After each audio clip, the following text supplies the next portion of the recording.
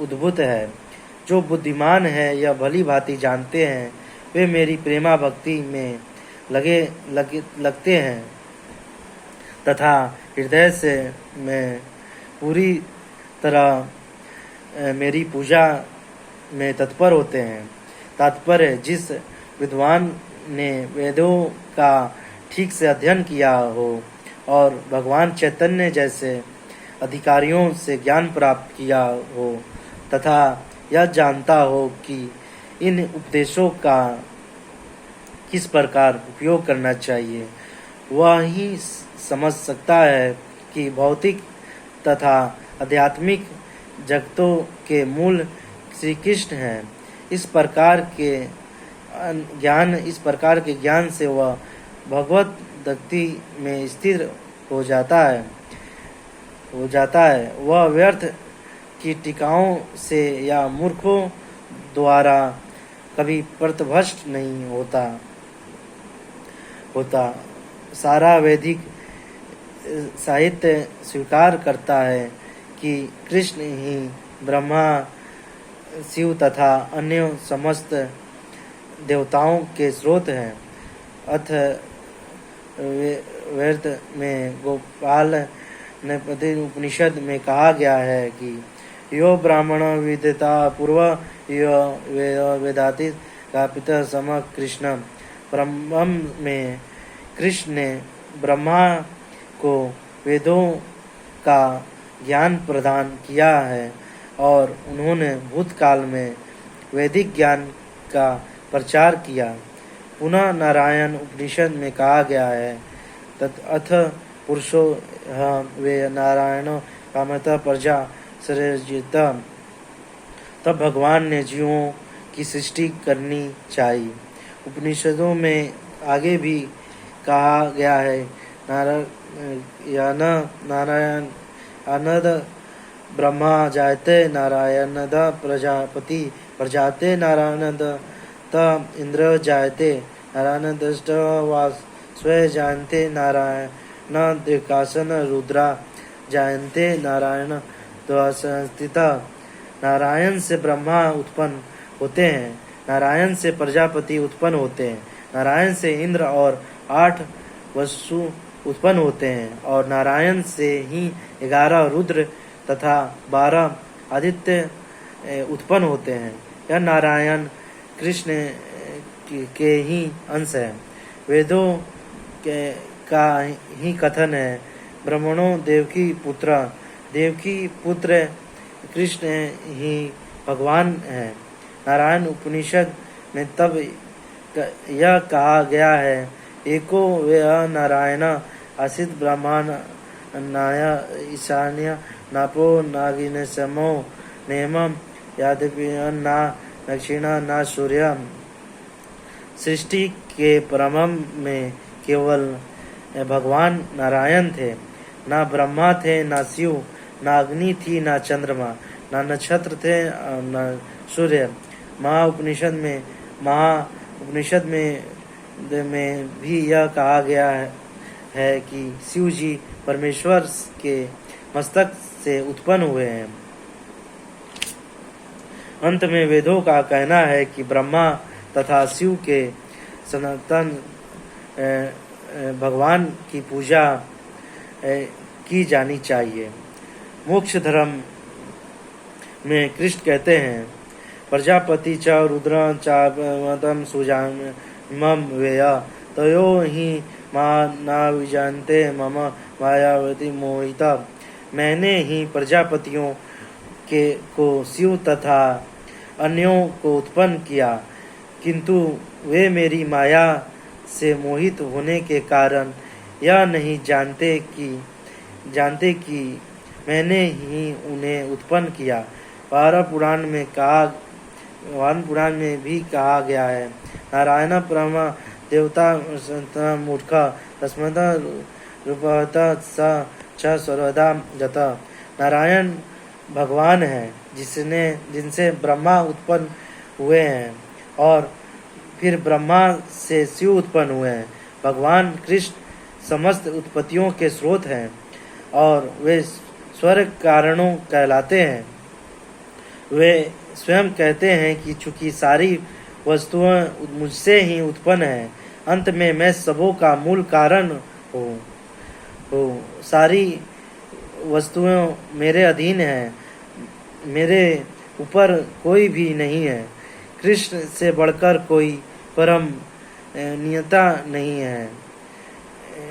जो व्यक्ति प्रामाणिक गुरु से या वैदिक साहित्य से इस प्रकार कृष्ण को जान लेता है, वह अपनी सारी शक्तियों से कृष्ण भावना मित्र में लगता है और सचमुच विद्वान पुरुष बन जाता है। उसकी तुलना अन्य सारे लोगों जो कृष्ण को ठीक से नहीं जानते, मात्र मूर्ख सिद्ध होते हैं। केवल मूर्ख ही कृष्ण को सामान्य व्यक्ति समझेंगे। कृष्ण भावना भावित व्यक्ति को चाहिए कि कभी मूर्ख द्वारा मोहित ना रहे। उसे भगवत गीता के समस्त अप्रामाणिक टीकाओं एवं व्याख्याओं से दूर रहना चाहिए और दृढ़तापूर्वक कृष्ण भावना मित्र में भी अग्रसर होना चाहिए। महिता प्राणदाता बोध तंत्र परामर्श कथन नियत तुष्यंत च रमिंत च। मेरे शुद्ध भक्तों के विचारों मुझ में वास करते हैं। उनके जीवन मेरी सेवा में अर्पित रहते हैं और वे एक दूसरे को ज्ञान प्रदान करते हैं तथा मेरे विषयों में बातें करते हुए परम संतोष तथा आनंद का अनुभव करते हैं। तात्पर्य, यहाँ जिन शुद्ध भक्तों के लक्षणों का उल्लेख हुआ है वे निरंतर भगवान की दिव्य प्रेमा भक्ति में रमे रहते हैं। उनके मन कृष्ण के चरण कमलों से हटते नहीं। वे दिव्य विषयों में की चर्चा चलाते हैं। इस श्लोक में शुद्ध भक्तों के लक्षणों का विशेष रूप से उल्लेख हुआ है। भगवत दत्त में परमेश्वर के गुणों तथा उनकी लीलाओं के गान का निरसर लगे रहते हैं। उनके हृदय तथा आत्माओं निरंतर कृष्ण में निगम रहती है और वे अन्य भक्तों से भगवान के विषयों में बातें करने में आनंद भाव करते हैं। भक्ति की पारंपरिक अवस्था में वे सेवा में ही दिव्य आनंद उठाते हैं और अवस्थाओं में वे ईश्वर प्रेम को प्राप्त होते हैं।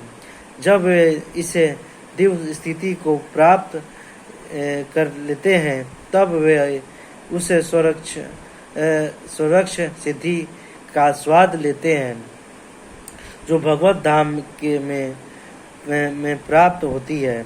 भगवान चैतन्य दिव्य भक्ति की तुलना जीवन के हृदय में बीज बोने से करते हैं। ब्रह्मांड के विभिन्न लोकों में असंख्य जीव विचरण करते हैं। इनमें से कुछ ही भाग्यशाली होते हैं जिनकी शुद्ध भक्त से भेंट हो पाती है और जिन्हें भक्ति समझने का अवसर प्राप्त हो पाता है। यह भक्ति बीच के संसर्ग है। यदि इसे जीव के हृदय में बो दिया जाए और जीव हरे कृष्ण मंत्र का स्मरण तथा कीर्तन करता रहे तो बीज अंकुरित होता है। जिस प्रकार की नियमित सींचते रहने से वृक्ष का बीज फलत है भक्ति रूपी आध्यात्मिक पौधा क्रमश बढ़ता रहता है जब तक यह ब्रह्मांड के आवरण को भेद कर ब्रह्म ज्योति में प्रवेश नहीं कर जाता। ब्रह्म ज्योति में भी यह पौधा तब तक बढ़ता जाता है जब तक उसे उच्चतम लोक को नहीं प्राप्त कर लेता, जिसे गोलोक, वृंदावन या कृष्ण का परम धाम कहते हैं। अंतगत यह पौधा भगवान के चरण कमलों की शरण प्राप्त कर वहीं विश्राम पाता है। जिस प्रकार पौधे में कर्म से फूल तथा फल आते हैं, उसी प्रकार भक्ति रूपी पौधे में भी फल आते हैं और कीर्तन तथा स्वर्ण के रूप से उसका सिंचन चलता रहता है। चैतन्य चरणामृत में मध्य लीला अध्याय में भक्ति रूपी पौधे का विस्तार से वर्णन हुआ है। वहाँ यह बताया गया है कि जब पूर्ण पौधा भगवान के चरण कमलों की शरण ग्रहण कर लेता है तो वह मनुष्य पूर्णतः भगवत प्रेम में लीन हो जाता है। तब वह एक क्षण भी परमेश्वर के बिना नहीं रह पाता। जिस प्रकार की मछली जल के बिना नहीं रह सकती, ऐसी अवस्था में भक्त वास्तव में परमेश्वर के संसर्ग ग्रह में दिव्य गुण प्राप्त कर लेता है। श्रीमद् भागवत में भगवान तथा उनके भक्तों के संबंध के विषय में ऐसी अनेक कथाएं हैं। इसीलिए श्रीमद् भागवत में भक्तों को अत्यंत प्रिय है।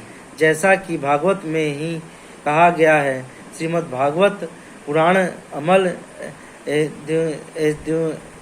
दर्शनवान प्रियम है। ऐसी कथा में भौतिक कार्य, आर्थिक विकास, इंद्र तृप्ति या मोक्ष के विषय में कुछ भी नहीं है। श्रीमद् भागवत में ही एकमात्र ऐसी कथा है जिसमें भगवान तथा उनके भक्तों की दिव्य प्रकृति